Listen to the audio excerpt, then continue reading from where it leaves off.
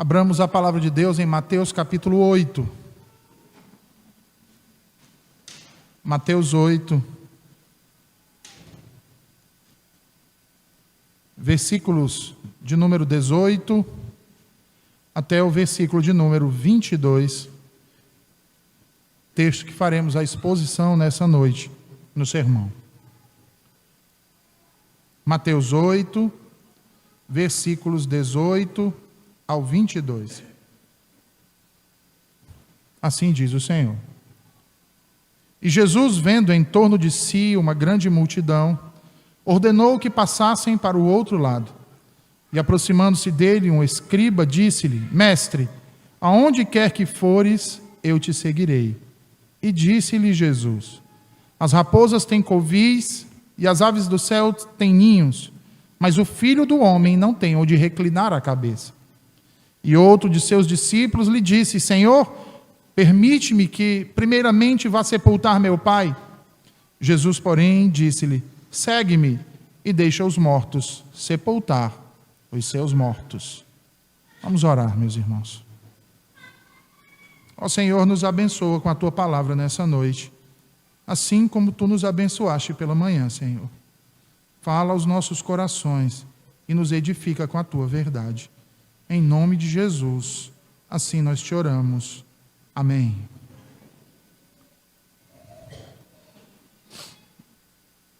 Meus irmãos, vocês já pararam para pensar o quão disposto um cão fica em seguir o seu dono? Percebeu que ele não se importa com o terreno que vai pisar, ele não se importa com a distância que vai percorrer, os perigos que irá enfrentar, absolutamente, ele não se importa com nada disso. Ele não se importa nem mesmo com o que vai receber de recompensa. Muitas vezes, restos de ossos ou restos de comida e, quem sabe, uma porção de ração. Não, ele não se preocupa com absolutamente nada disso. Ele não se preocupa com essas coisas. Porque a sua única preocupação naquele instante de fato atender ao chamado de seu Senhor, para segui-lo onde quer que ele vá, dia após dia. Durante o ministério de Jesus, escribas e fariseus quase sempre eram hostis a ele. Quase sempre, irmãos, resistiam a Jesus, não apenas à sua pessoa, mas principalmente ao seu ensino, aos sinais que ele realizava. Eles o mantinham à distância, não se aproximavam dele, a não ser para buscar nele algo do que acusá-lo. E essa realidade que o Novo Testamento nos apresenta, meus irmãos, é justamente aquilo que nos chama a atenção nesse texto em específico, que faz desse texto um texto extraordinário. Ora, e por que um texto extraordinário? Porque nele nos é dito que um destes, um escriba, se aproximou de Jesus com um espírito de profundo entusiasmo e disposição para vir a ser um de seus discípulos. E sobre estas coisas, irmãos, é que pretendemos tratar no sermão dessa noite. A gloriosa honra de seguir a Jesus.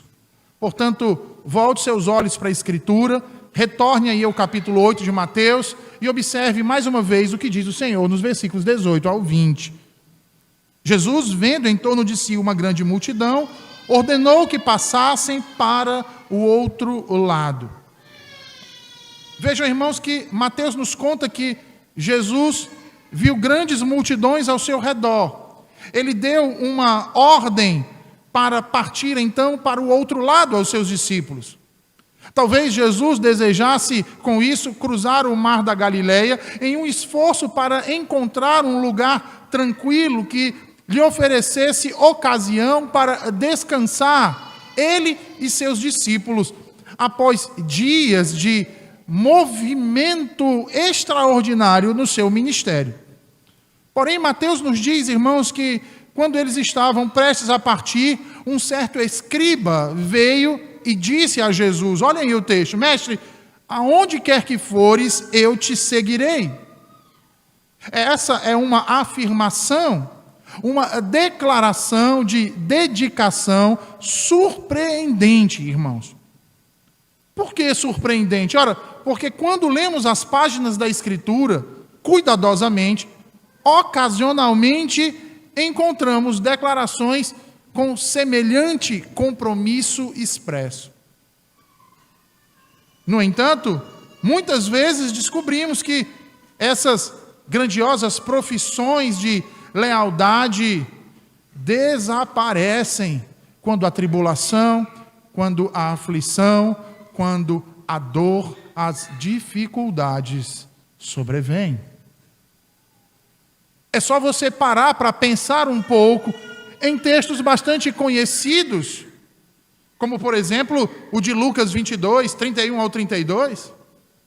É só você parar para pensar por um momento em Pedro, no cenáculo, celebrando a ceia do Senhor com Jesus e com seus demais irmãos, discípulos de Cristo, à mesa, em que, ao sair dali, Jesus olha para ele e diz, Simão, Simão, de fato Satanás pediu por vocês para peneirá-lo como trigo, mas eu roguei por ti, para que tu não desfalecesses na fé.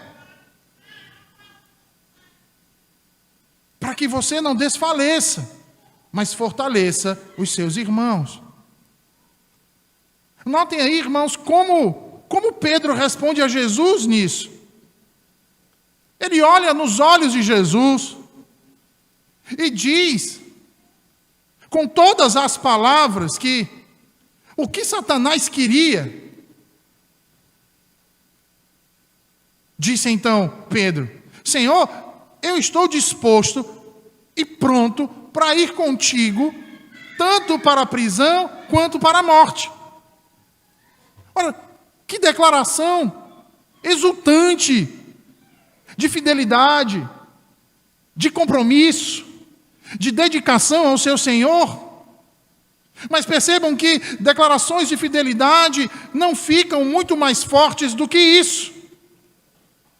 E Jesus olha para Pedro e então simplesmente desmonta todo o ímpeto daquele homem, dizendo, eu te digo, Pedro, que o galo não cantará hoje sem que você me negue 3 vezes. Que negue que me conhece. Vejam, irmãos, de uma declaração tão impetuosa, eu vou com o Senhor, para onde o Senhor for, quer seja para a prisão e até mesmo para a sepultura. Mas não foi capaz de resistir à primeira ocasião de dificuldade, mesmo depois de haver declarado com tanto ímpeto sua fidelidade. Da mesma forma, nós encontramos, por exemplo, na carta de Paulo, em sua segunda epístola a Timóteo, onde ele fala de um homem chamado Demas. Certamente nós precisamos acreditar que Paulo nunca teria levado Demas com ele se Demas não tivesse expressado um forte comprometimento evangelístico. Se ele não tivesse demonstrado com palavras e algumas de suas ações que verdadeiramente estava comprometido com Cristo e o Evangelho. Paulo acreditou nisso, naquilo que aparentava ser realidade. Trabalhou lado a lado com este homem. Mas veja que quando Paulo foi deixado sozinho, irmãos, na prisão, olha o que Paulo diz a Timóteo. Em sua segunda epístola, capítulo 4, ele diz, Demas me abandonou. E qual a causa para isso? Porque Paulo foi preso? Não, porque amou o presente século. Amou o presente século e partiu para Tessalônica. Eu lembro, irmãos, que pouco tempo antes de minha conversão, minha mente havia sido bombardeada por apelos do tipo: manso e suave é Jesus te chamando. Conhecem esse hino? Ou ainda: Jesus te chama, Ele está de braços abertos, esperando para lhe abraçar. Você vai deixá-lo esperando? Ou então ainda: venha, ó pecador, amanhã pode ser tarde demais. A bênção não pode estar mais disponível para você. A porta da graça pode se fechar hoje. Decida-se hoje por Cristo. No entanto, eu fui chamado eficazmente quando o apelo foi o contrário de tudo isso. Quando a realidade mostrada foi de dificuldade e sofrimento, e não conforto e prosperidade. Foi quando mostrou um miserável cão rebelde diante do honroso Senhor do universo, a contentar-se com as migalhas que sobejavam da sua mesa. Pois só assim eu pude perceber o que significavam, irmãos, aquelas palavras que havia ouvido outrora de uma mulher à beira da morte dizer: porque para mim o viver é Cristo e o morrer é lucro. A teologia reformada, irmãos, é muito cuidadosa em distinguir entre o chamado externo e o chamado interno de Deus. O chamado externo é o que as pessoas ouviram quando Jesus falou às multidões, quando Jesus dizia: vinde a mim, vós todos que estáis cansados e sobrecarregados, e eu vos aliviarei. É o que ouvi na noite da minha conversão, na palavra pregada em Romanos 8, e depois na despedida daquela mulher à beira da morte. Através do Evangelho, Jesus continua chamando pessoas para si mesmo, e muitos têm vindo a Ele, irmãos, de várias partes do mundo. No entanto, as únicas pessoas que vêm a Jesus e permanecem com Ele são aquelas que são chamadas não apenas externamente, mas também e principalmente internamente por Deus, o Espírito Santo. A teologia predominante no mundo ocidental hoje é que Jesus convida as pessoas a virem.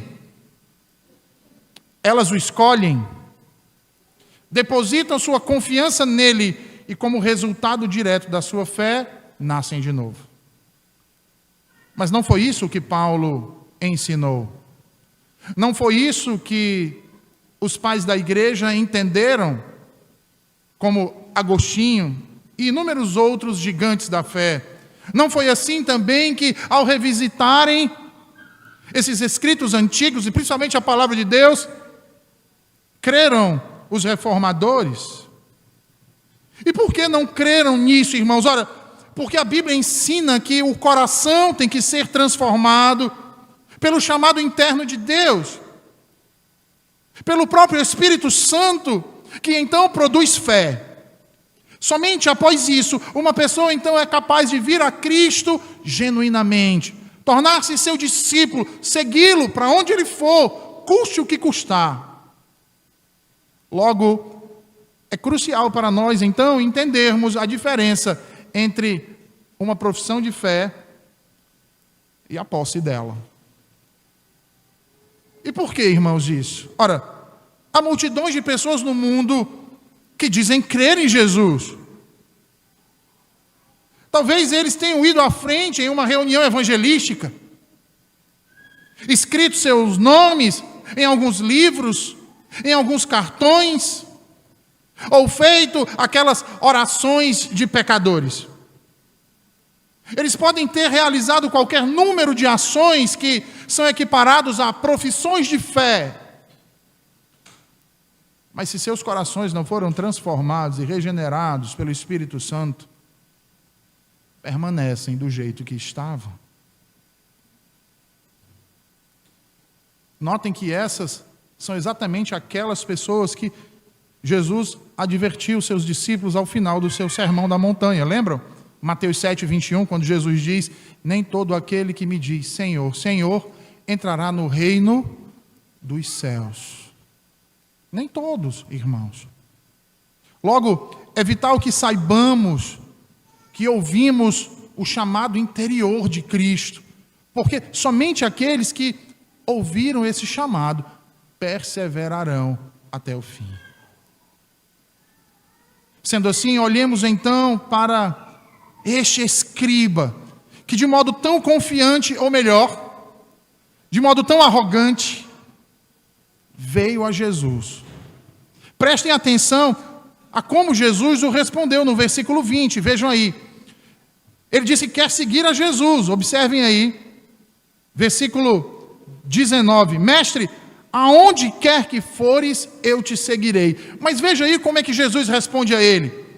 Jesus diz, as raposas têm seus covis, e as aves do céu têm ninhos, mas o Filho do Homem não tem onde reclinar a cabeça. Vejam a resposta que Jesus dá a esse homem. Jesus dá a esse homem um aviso severo, irmãos. É como se ele olhasse para ele e dissesse, suas palavras são muito bonitas, mas você tem certeza que entendeu o que está dizendo? Você compreendeu as implicações disso? Você já calculou o custo que isso vai te trazer em se tornar discípulo meu? Vejam, ao final da década de 1930, com a Segunda Guerra Mundial, havia um determinado pastor alemão chamado Dietrich Bonhoeffer, que escreveu um livro intitulado O Custo do Discipulado. Nesse livro, ele falou sobre o surgimento generalizado na igreja europeia, naquele período, do que ele chamou de graça barata. A ideia de que a graça não requer uma disposição para seguir a Jesus. Bonhoeffer protestou publicamente contra os males cometidos por Adolf Hitler. Chegou ao ponto de participar de uma conspiração para assassiná-lo. E no final, Bonhoeffer foi executado por Hitler, pagando o custo final de ter sido um discípulo fiel do Senhor Jesus. Vejam, irmãos, que Jesus quer seguidores que irão com ele até o fim. E Bonhoeffer foi um homem que assim procedeu. Quantos de nós, irmãos, tem procedido assim também? Quantos de nós, irmãos, têm estado dispostos a não ter onde reclinar a cabeça para seguir a Jesus? Quantos de nós está disposto a perder tudo que temos, a vida que temos hoje, para sermos fiéis às suas promessas, à sua palavra, a Ele, Cristo Jesus? Veja que no início do sermão dessa noite, nós falávamos do compromisso, da alegria e da disposição que um cão tem em seguir o seu dono, o seu Senhor. De segui-lo independentemente do caminho que ele vai trilhar, que ele vai percorrer. Se é fácil ou difícil, se é limpo ou imundo, sujo. Se é no asfalto ou se é nas montanhas. Se é entre os campos floridos ou se é no tremedal de lama. Da alegria que este tem, de independentemente do caminho que este percorrer, caminhar, seguindo os seus passos, fielmente. Esse exemplo deveria nos encher de vergonha, irmãos. Eu vou dizer o porquê. Porque muitas vezes tem nos faltado a disposição de um cão.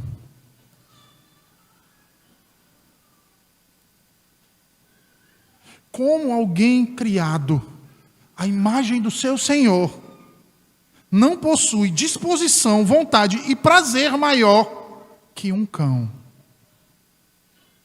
para seguir seu mestre, Cristo Jesus, cujas recompensas e incentivos à obediência são incomparavelmente maiores, melhores, mais doces e seguros que os cães recebem de seus donos.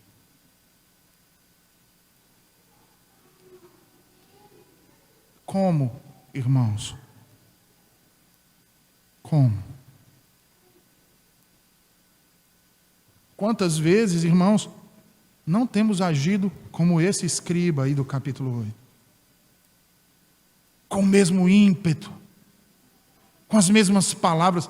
Quantas vezes não temos agido como Pedro? Não importa as dificuldades, estarei com Cristo onde Ele estiver.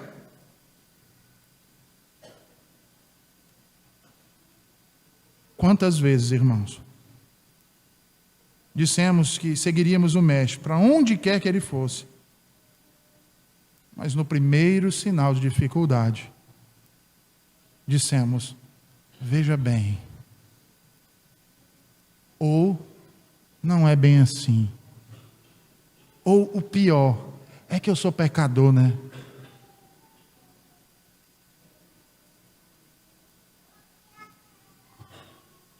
Você quer ver como isso é verdade, irmãos?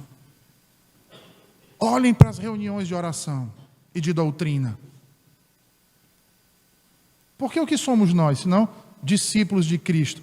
Mas que espécie de discípulo é esse que não quer aprender nada do seu Senhor? Que acha que já sabe de tudo? Olhem para as reuniões de oração e doutrina. Não achem que isso é uma exclusividade dessa igreja, vazias. Não é, irmãos. Olhem para as EBDs,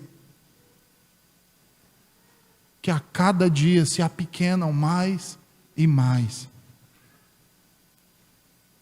Achamos desculpas para tudo, irmãos. Tempo, indisposição, cansaço, distância. O puritano John Flavel dizia que nossa escolha por seguir a Cristo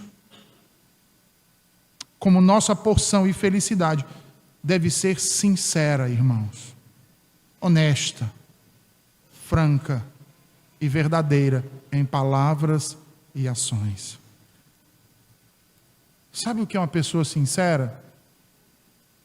É uma pessoa que expressa seus sentimentos, seus pensamentos de maneira aberta e sem dissimulação. E a sinceridade, irmãos, é uma virtude que agrada a Deus, irmãos. E agrada a Deus exatamente porque ela promove a confiança e a transparência nas relações interpessoais. Não apenas nossa com os nossos semelhantes, mas principalmente nossa com o próprio Deus. Pergunta: temos sido sinceros quanto à fé que professamos? Temos sido sinceros em carregar o nome de cristãos, de discípulos de Cristo?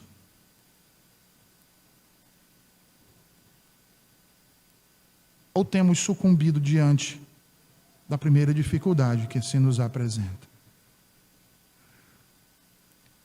Vejam, Jesus diz: as raposas têm seus covis, as aves têm seus ninhos, mas o Filho do Homem não tem onde reclinar a cabeça. Você sabe o que isso quer dizer? O Filho do Homem não tem onde reclinar a cabeça. Se você prestar atenção, você vai ver que essa é a primeira vez que Jesus usa essa expressão a si mesmo aqui no Evangelho de Mateus. De todos os títulos que o Novo Testamento usa para Jesus, Filho do Homem certamente ocupa o terceiro lugar na lista, se formos levantar um estudo e colocarmos a frequência de citações. O primeiro, o mais utilizado no Novo Testamento, é Cristo, que significa o Messias, ou ungido de Deus. O segundo, mais utilizado no Novo Testamento, é Senhor. No entanto, a autodesignação favorita de Jesus, de longe, é essa que nós ouvimos aqui, a primeira vez no Evangelho de Mateus: Filho do Homem. Essa é a maneira que Jesus mais gosta de se referir a Ele mesmo. Filho do Homem. Por quê? É comum Jesus chamar a si mesmo de Filho do Homem ao invés de Filho de Deus. E por conta disso, alguns têm incorrido num erro, causado por um entendimento defeituoso acerca dessa expressão, surgido principalmente no Concílio de Calcedônia, quando declarou que Jesus é verdadeiramente Deus e verdadeiramente homem, uma pessoa com duas naturezas, uma natureza divina e uma natureza humana. Sabendo que isso é verdade, presumiu-se então que o título Filho de Deus se referia à sua natureza divina e o título Filho do Homem se referia à sua natureza humana. Mas isso é um erro. Apesar de que o termo Filho do Homem identifica Jesus conosco em nossa humanidade. Mas a grande verdade é que a ênfase abrangente desse título não é só a sua humanidade, mas sim a sua divindade na sua humanidade. Espera aí. A sua divindade na sua humanidade? Exatamente. Por quê, irmãos? Ora, porque nós sabemos que Jesus tomou emprestado esse título exatamente por conta da profecia de Daniel 7. Abra sua Bíblia em Daniel 7, por favor. Daniel capítulo 7.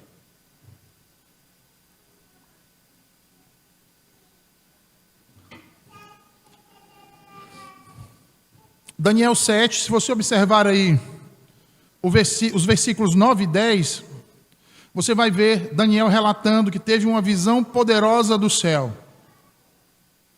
Daniel 7, versículo 9, vejam aí. Ele diz assim: continuei olhando até que foram postos uns tronos, e um ancião de dias se assentou. A sua veste era branca como a neve, e o cabelo da sua cabeça como a pura lã. E o seu trono era de chamas de fogo, e as suas rodas de fogo ardente. Daniel viu o tribunal de Deus.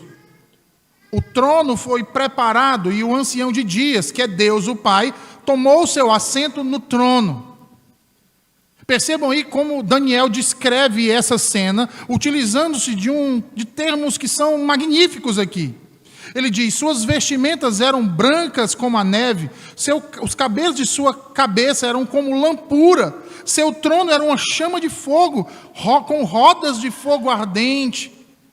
E então ele prossegue aí no versículo 10 dizendo: um rio de fogo manava e saía de diante dele, milhares de milhares o serviam e milhões de milhões assistiam diante dele. Assentou-se o juízo e abriram-se os livros. Mas se você olhar para os versículos 13 e 14, você vai perceber que um outro personagem surge na descrição de Daniel. Vejam aí, ele diz, versículo 13: eu estava olhando nas minhas visões da noite, e eis que vinha nas nuvens do céu, vejam bem, como um filho do homem. E dirigiu-se ao ancião de dias, e o fizeram chegar até ele. E foi-lhe dado o domínio e a honra e o reino, para que todos os povos, nações e língua o servissem. O seu domínio é um domínio eterno, que não passará, e o seu reino tal, que não será destruído. Quem é esse, irmãos? Jesus, o Filho do Homem. O Filho do Homem. Logo, essa é uma profecia do retorno de Jesus ao céu após seu ministério terrestre, levado ao palácio celestial com nuvens de glória para receber o domínio, a honra para todo sempre. É o Filho do Homem que é exaltado dessa maneira, irmãos. Portanto, este claramente não é um título de humildade, não é um título voltado apenas à sua humanidade.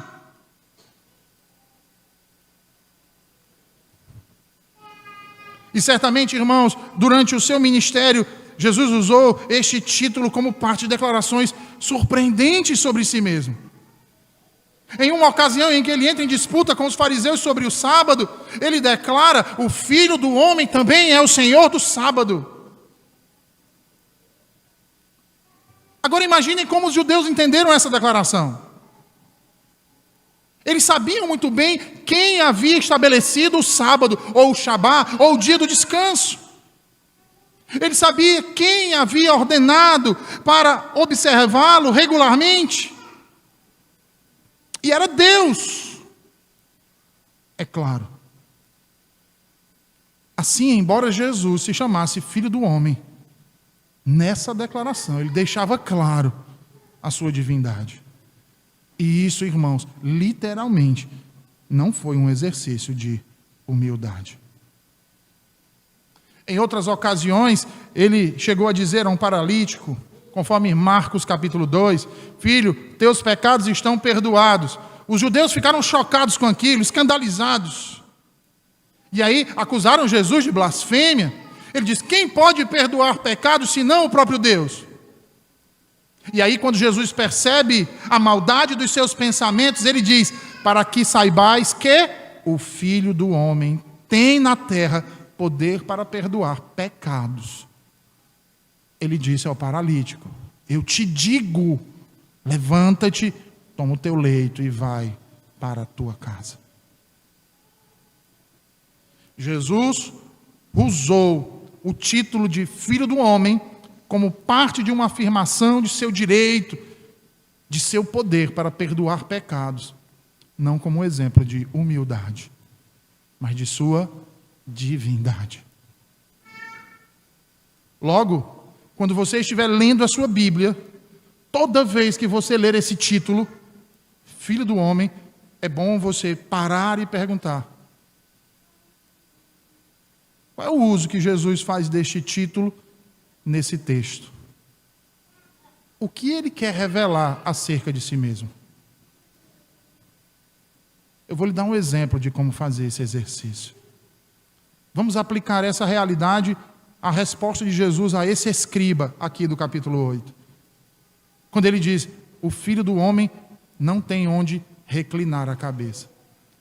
Percebam aí, irmãos, que é como se Jesus estivesse lembrando o escriba de sua humilhação. Ele, Deus em carne, não tinha onde reclinar a cabeça. Ele tinha todas as riquezas do céu. Ele tinha todo o poder. Ele tinha toda a honra. Ele tem toda a glória. Mas ele deixou tudo isso para vir em carne e viver sem ter nem mesmo um travesseiro para reclinar sua cabeça. A mensagem para aquele escriba não é difícil de ver. Jesus está dizendo, se eu, sendo o próprio Deus, não tenho onde reclinar a minha cabeça, imagina aqueles que querem me seguir. Tem um custo. E que custo é esse? Esvaziar-se de si mesmo, se humilhar, ser perseguido, caluniado, injuriado, carregar a sua cruz e até mesmo ser morto. Das piores formas possíveis, como foram muitos de nossos irmãos no passado. Quem está disposto a isso?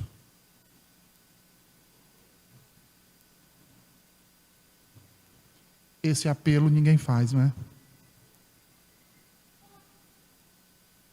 Mas esse é o apelo do Evangelho. Essa é a realidade de quem quer seguir a Cristo. Notem então que, ao dizer isso, aquele escriba, um dentre os discípulos de Jesus, pede a palavra e diz, vejam aí os versículos 21 e 22. E outro de seus discípulos lhe disse: Senhor, permite-me que primeiramente vá sepultar meu pai. Aí mais uma vez, olha como Jesus responde a esse homem. Ele diz: segue-me e deixa os mortos sepultar os seus mortos. Vejam bem, irmãos, nós não estamos falando de uma pessoa aleatória na multidão que sempre seguia Jesus. Nós estamos falando de um dos discípulos. O texto é muito claro aqui, irmãos. E outro de seus discípulos lhe disse. Esse discípulo professou, portanto, estar pronto para se alistar na causa de Cristo. Mas agora, ele diz a Jesus que tinha alguns assuntos urgentes para cuidar, antes que pudesse dar toda a sua atenção a Jesus. Em específico, ele diz que tem que sepultar o seu pai. E vejam, na cultura judaica daquele período, quando o pai, o patriarca da família morria, era responsabilidade do primogênito garantir que o pai tivesse um sepultamento adequado, digno, honroso. E sendo assim, de acordo com a lei judaica, para cumprir com essa responsabilidade, o primogênito era dispensado de todos os outros deveres, até mesmo de responsabilidades religiosas, para que pudesse então sepultar o seu pai. Mas Jesus contrariou toda a perspectiva cultural, quando diz para esse homem: siga-me e deixe que os mortos enterrem seus mortos.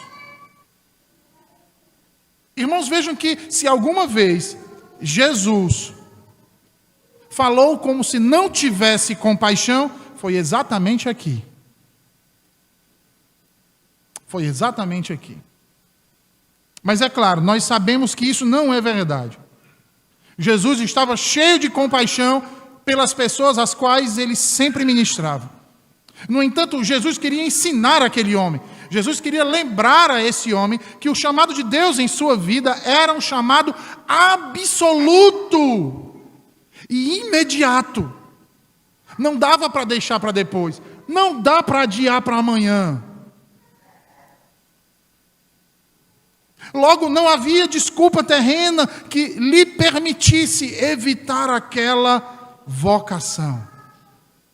Em outras palavras, o que Jesus estava querendo dizer, aquele dentre os seus discípulos era: escute, se você não é aquele que enterra seu pai, não se preocupe, ele será enterrado.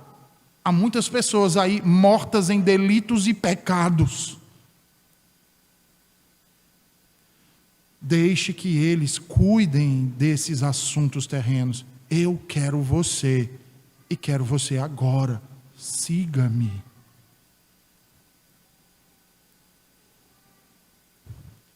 Eu vou ilustrar isso.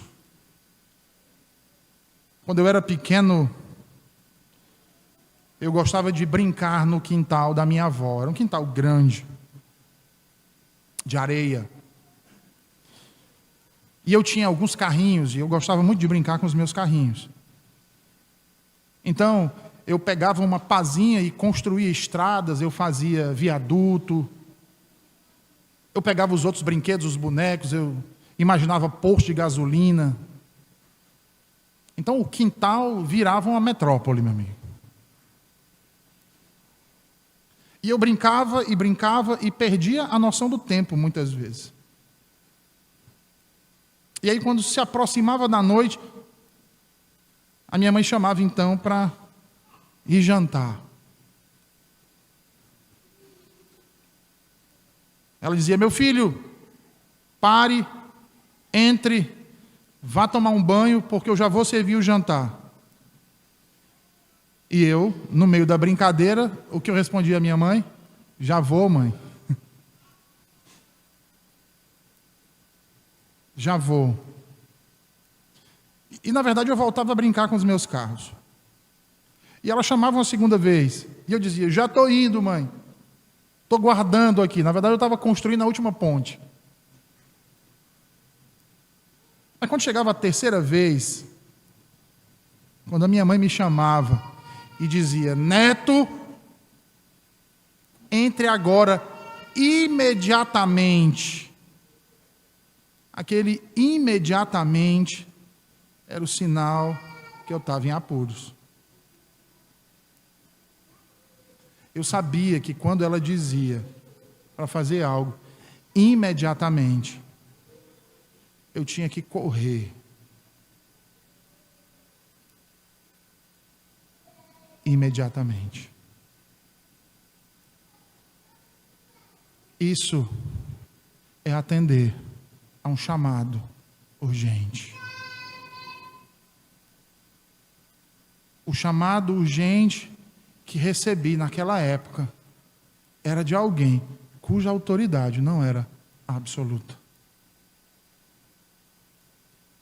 Sua autoridade não era soberana.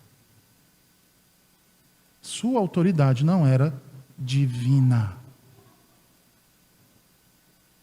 E eu obedecia. E acredito que a maioria que passou por isso, quer seja brincando com o carrinho ou fazendo qualquer outra coisa, também se identifica aqui.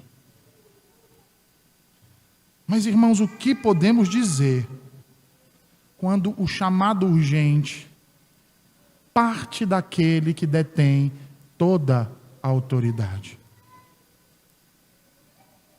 Daquele a quem as Escrituras dizem ser fogo consumidor. Quando Jesus nos chama, irmãos, seu chamado é absoluto, soberano, divino. E requer uma resposta imediata. Não dá para deixar para depois. Não dá para responder apenas pela metade.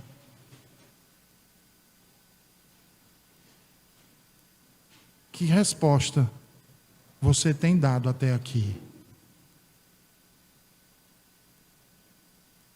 Que resposta você dará a Ele hoje?